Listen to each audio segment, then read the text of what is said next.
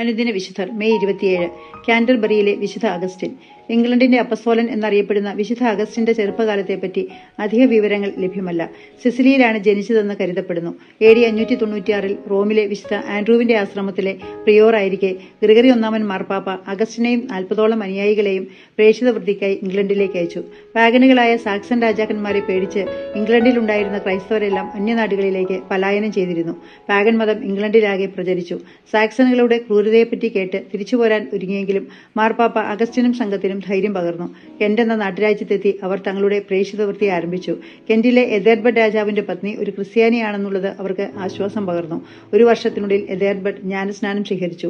തുടർന്ന് ജനങ്ങളിൽ നല്ലൊരു ഭാഗം ക്രൈസ്തവ വിശ്വാസം സ്വീകരിച്ചു. അഗസ്റ്റിന്റെ പ്രവർത്തനങ്ങളിൽ തൃപ്തനായ മാർപ്പാപ്പ അദ്ദേഹത്തെ കാന്റർബറിയിലെ മെത്രാനായി അഭിഷേകം ചെയ്തു. AD 604 മരണപ്പെടുന്നതിന് മുൻപ് ഇംഗ്ലണ്ടിനെ ക്രൈസ്തവ വിശ്വാസത്തിന്റെ നേർപ്പാതയിൽ എത്തിക്കാൻ വിശുദ്ധന് സാധിച്ചിരുന്നു.